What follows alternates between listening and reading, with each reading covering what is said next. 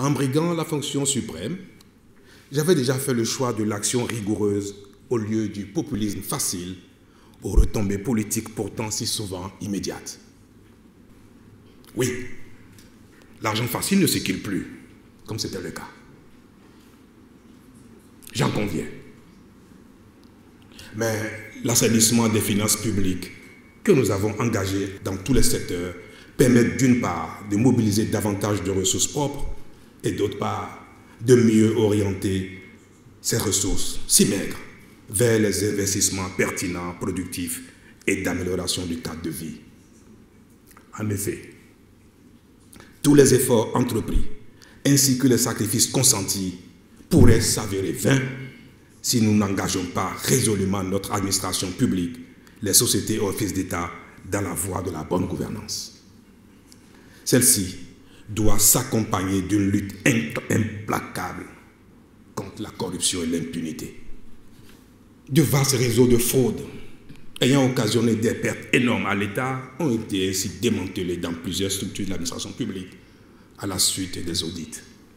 C'est le lieu pour moi de réaffirmer mon engagement et ma détermination à mener ce combat sans état d'âme.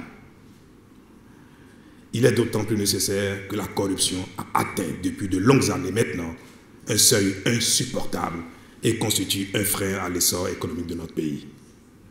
Aussi, l'impunité qui en assure la perpétuation ne doit-elle plus avoir droit de cité au Bénin? C'est à eux, à la suite des actions hardies du gouvernement, de contribuer à décourager, entre autres, le détournement des deniers publics et le trafic de médicaments et ou de faux médicaments. Monsieur le Président de l'Assemblée nationale, Mesdames et Messieurs les députés, comme vous le constatez, le pays est engagé dans des réformes pertinentes dont les effets seront de plus en plus visibles.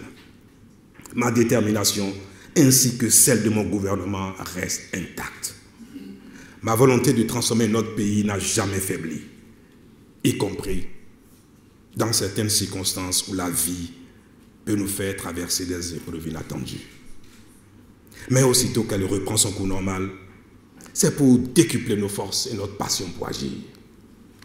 La vie demeure un motif pour tout effort en vue de son amélioration. Quand on a traversé ces épreuves, on est plus que jamais déterminé à donner le meilleur de soi.